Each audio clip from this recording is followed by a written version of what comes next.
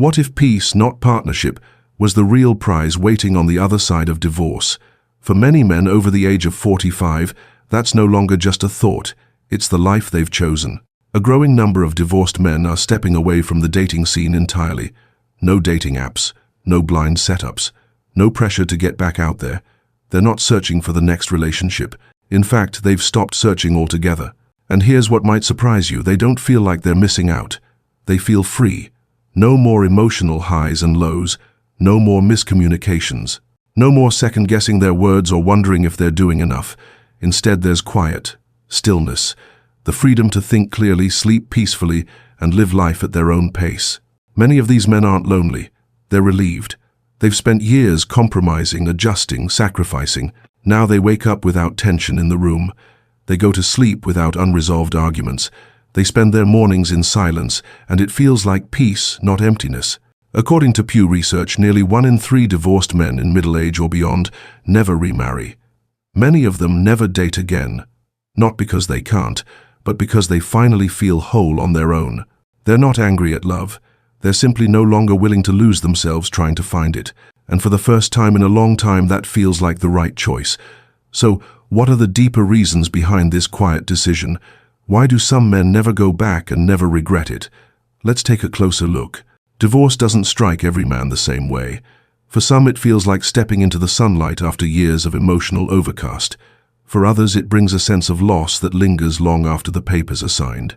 Most experience a mix of both: freedom and grief, relief and guilt, solitude and uncertainty. In the months following divorce, many men over 45 find themselves in unfamiliar emotional territory. They've spent years building lives around someone else. Then suddenly that structure is gone. What remains is an open space, one that can feel both liberating and deeply unsettling. And yet, despite the swirl of emotions, they often keep it all inside, because society rarely gives men the same permission to grieve or reflect openly. There's little room for vulnerability. From a young age, many are taught to be strong, quiet, composed, so they carry their heartbreak silently. They don't seek support. They don't call friends to talk it through. They go to work. They keep moving. And somewhere in that silence, they begin processing things on their own terms. Unlike women who often have stronger emotional support networks, close friends they can open up to men tend to internalize. They may not even have the vocabulary to explain what they feel, so the emotional weight sits there unspoken until it reshapes how they see connection altogether. It's not that they don't want to heal. It's that healing for them doesn't always come through conversation. It comes through stillness, through long drives alone, through quiet weekends, through simple routines that rebuild a sense of self, step by step without interruption. Over time, they begin to notice something. The absence of conflict brings clarity. The emotional silence isn't empty, it's calm. The solitude doesn't feel like punishment, it feels like peace. And once that peace settles in, it starts asking new questions. Questions that make them wonder if dating again is really what they need, or just what they've been told they should want. For many men, the answer becomes clearer with each passing month. They're not running from intimacy.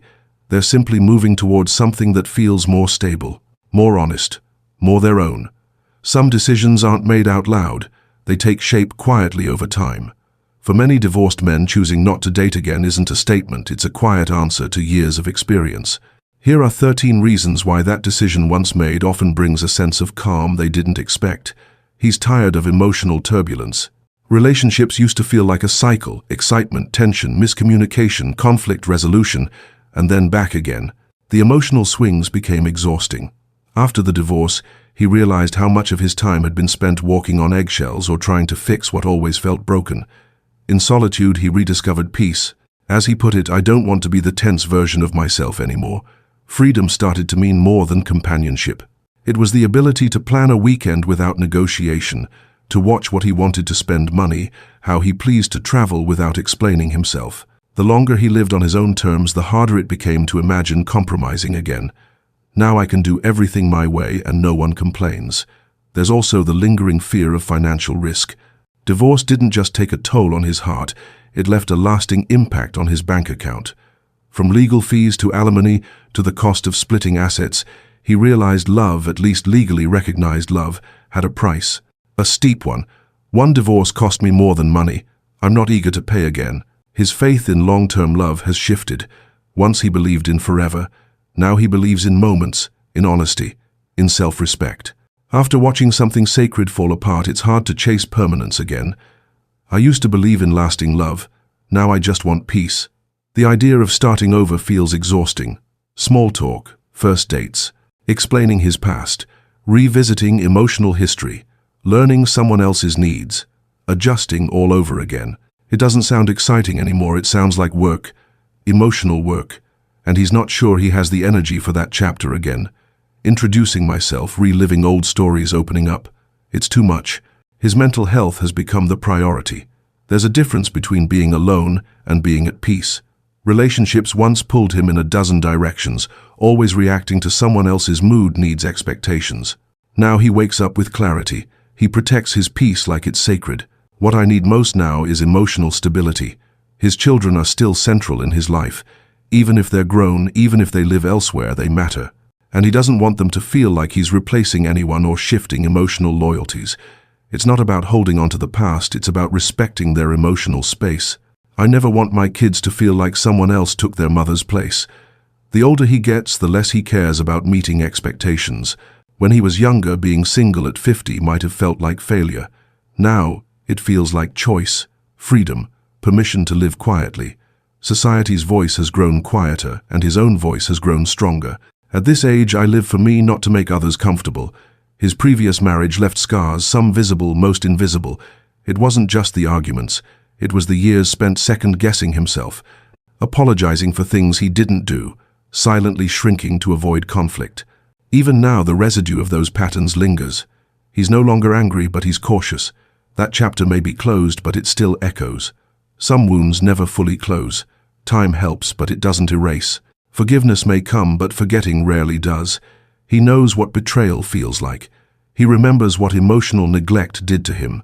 And while he's no longer trapped in it, he's not eager to risk reopening what took years to heal. Forgiving is one thing, forgetting is another. Physical intimacy isn't the motivator it once was. With age comes clarity. He's no longer chasing chemistry. He wants connection, if anything at all. And if that connection can't offer safety, honesty, and peace, he'd rather stay with himself. I'm not looking for attraction. I'm looking for alignment. He's found joy in living alone. The small pleasures, the quiet rituals, morning coffee with no rush, reading books at night, cooking for one, long walks with music, weekends that belong entirely to him. He didn't expect solitude to feel this full, but it does. Mornings with silence, evenings with music, alone but never lonely. And perhaps the simplest truth, he's genuinely happy now, not the kind of happiness people post about, the kind you feel when your days are calm, your space is safe, and your time is yours. It's not flashy, it's not loud, it's steady, and it's enough. Happiness doesn't always mean being with someone. Sometimes it just means being okay with yourself. These aren't angry reasons. They're not rooted in bitterness or fear. They're quiet conclusions drawn from real experiences. For many men, walking away from dating isn't the end of hope. It's the beginning of something far more grounded, far more personal, far more peaceful. Not everyone understands the silence a man chooses after divorce. The world around him continues to speak, even when he no longer asks for advice. His family wonders. His sister casually brings it up over dinner. His grown children offer gentle nudges. You should meet someone, they say. You don't have to be alone forever. It sounds caring, but underneath there's an assumption that being alone means being incomplete. His friends joke over drinks. Man, it's been years. You need to get back out there. They laugh, pat him on the shoulder, unaware that he already did get out there. He went through years of emotional labor. He tried, he gave, he endured, and now he's simply choosing rest over repetition. It's not just personal circles. The world around him carries its own opinions. Movies, shows, even social media suggest that the happy ending always involves someone else. The lone man is often portrayed as bitter, broken, or strange. Independence is rarely seen as strength when it comes to relationships.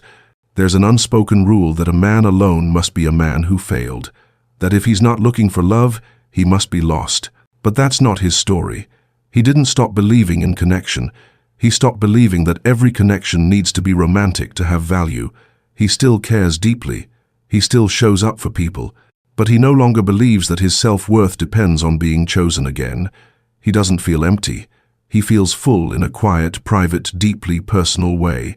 He's built a life that fits him, not one that pleases others, not one that checks society's boxes. And when someone asks, "Don't you get lonely?" he smiles, because the answer isn't yes or no. The answer is this: he's no longer afraid of being alone. He's afraid of giving away his peace just to make someone else comfortable. He's not rejecting love. He's redefining it on his own terms, at his own pace, in a way that finally feels honest. There comes a point when a man no longer shapes his life around what others expect of him. He learns to say no, not out of rebellion, but out of clarity. No to pressure, no to timelines, no to the quiet guilt that follows questions like, "When will you settle down again?" or "Don't you want someone by your side?"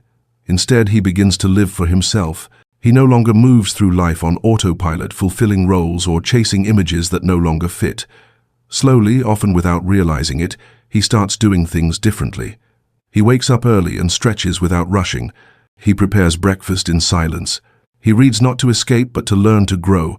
Some days he walks without a destination, other days he drives just to hear the sound of the road and feel space around him. His weekends look different now.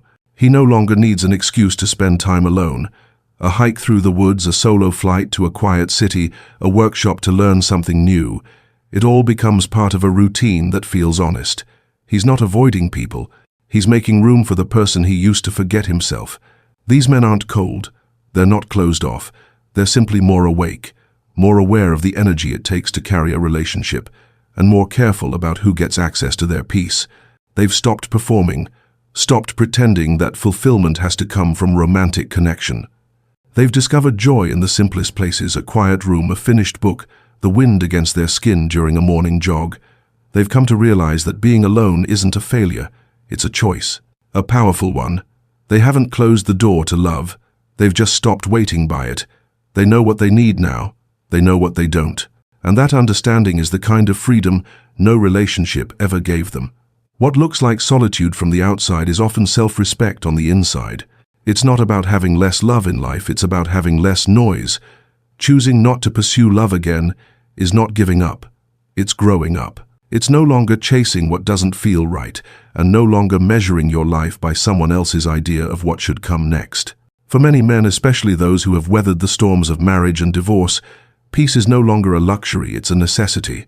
And sometimes peace looks like silence, like space, like mornings without pressure and evenings without conflict, like building a life that doesn't need explanation or permission. If you're one of those men who has found calm in solitude, don't let anyone make you question that. Your choice is valid. Your story is whole. Just because it doesn't look like someone else's version of happiness doesn't mean it isn't real. There is strength in walking away from what no longer serves you. There is courage in being alone with your thoughts and content with your own company. You don't have to prove anything. You don't have to fix what isn't broken. You've done enough. You've given enough. Now it's your time. If any part of this spoke to your own journey, take a moment to share it. Your story may help someone else feel seen. And if you're still somewhere in the middle, still healing, still figuring it out, you are not alone in that either.